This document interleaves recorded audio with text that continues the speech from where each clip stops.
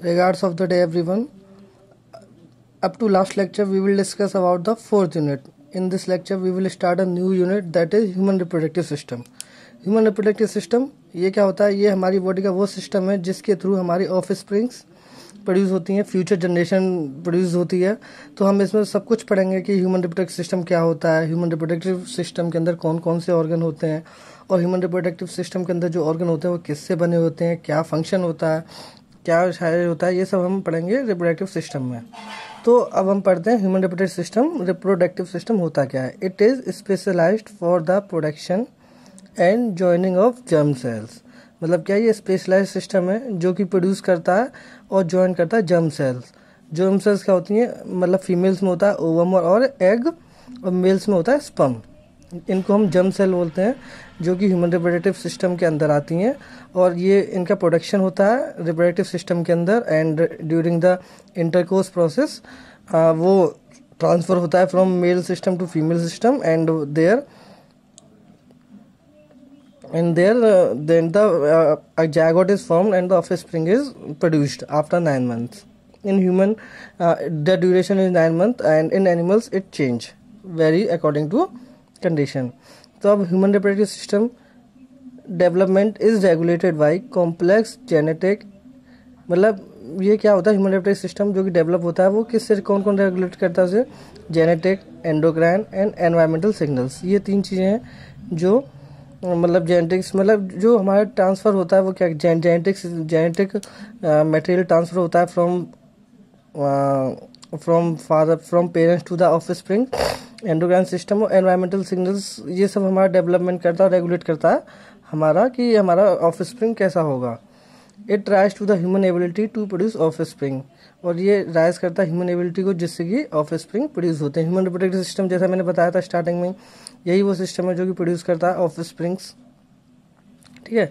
अब mail reproductive system के function क्या है? अब हम सबसे पहले मेल रिप्रोडक्टिव सिस्टम पढ़ेंगे, उसके बाद हम फीमेल रिप्रोडक्टिव सिस्टम पढ़ेंगे. तो मेल रिप्रोडक्टिव सिस्टम में क्या है? इसके 3 फंक्शन होते हैं: to produce, maintain and transport sperm and protective fluid.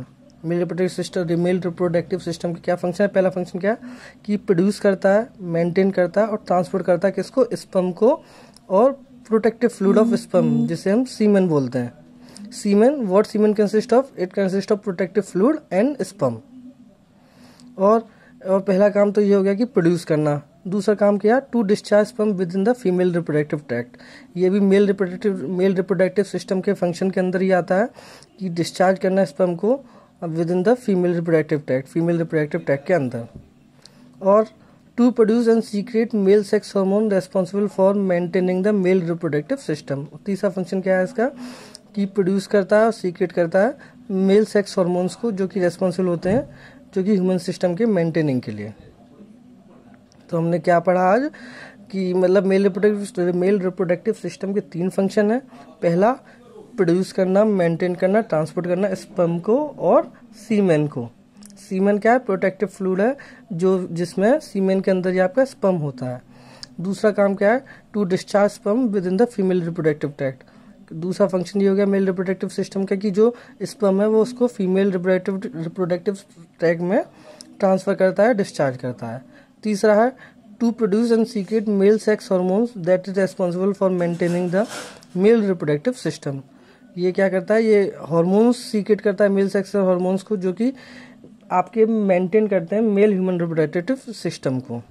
तो ह्यूमन रिप्रोडक्टिव सिस्टम क्या है? It is the specialized for the production and joining of germ cells, ovum और egg and sperm, and it give rise to ability to produce offsprings. अब हम पढ़ेंगे classification of male reproductive system. It is divided into external and internal genital organs. Genital organs क्या? Those organs which are the part of the reproductive system and help in the sexual intercourse. तो external genital organs जो हमको बाहर दिखते हैं, external means जो बाहर दिख रहे हैं हमको, उसमें मेल्स के अंदर होता है पेनिस एंड स्क्रॉटम. ये 2 ऑर्गन्स हैं मेल्स के अंदर जो हमको बाहर दिखते हैं. अब इंटरनल जेनिटल ऑर्गन्स क्या है? टेस्टिस जो कि आपकी स्क्रॉटम के अंदर होती हैं. एपिडाइमिस क्या है? ये वो 2 ट्यूब्स हैं जो स्क्रॉटम से पेनिस में आपका स्पर्म को ट्रेवल कराती हैं. और वेस्ट डिफेंस, ये आपकी वो ट्यूब है जो आके वेस्ट डिफेंस कनेक्ट करती है। और साथ में एसेसरी ग्लैंड हैं जैसे कि seminal vesicle, prostate and bulbourethral gland. ठीक है, तो ये हमारे क्लासिफिकेशन है मेल रिप्रोडक्टिव सिस्टम का, फीमेल रिप्रोडक्टिव सिस्टम का। अब स्कोटम क्या होता है?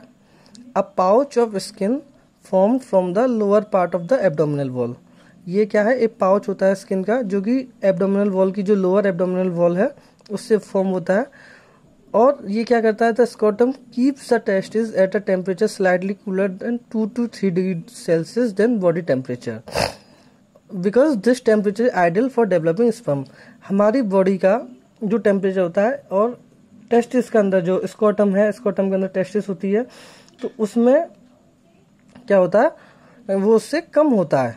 क्यों? क्योंकि इसी टेम्परेचर पे ये आइडियल टेम्परेचर है जिस पे स्पर्म डेवलपमेंट होगा, अदरवाइज नहीं होगा। एक्सटर्नली अब हम बाहर से बात करें तो it looks like a single pouch of skin. बाहर से अगर हम इसकी एनाटॉमी देखेंगे तो एक सिंगल पाउच लगता है स्किन का,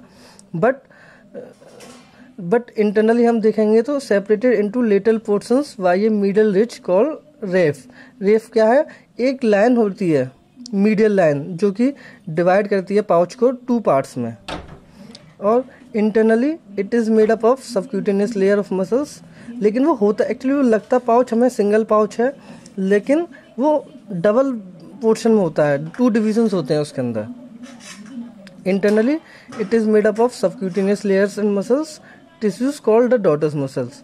इंटरनली ये किससे बना होता है? सबक्यूटेनियस लेयर्स एंड मसल से, मसल टिश्यूज से, जिसको हम बोलते हैं डॉटर्स मसल्स। उसके बाद the cremaster muscles, a series of small bonds of skeletal muscles as extension of internal oblique muscles through the spermatic cord is surrounded the testis। उसके बाद द क्रेमेस्टस मसल्स होती हैं। क्रेमेस्टस मसल क्या है?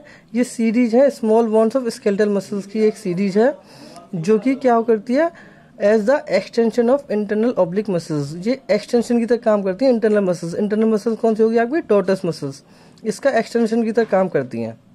Through the spermatic cord is surrounded by the testis. Thank you.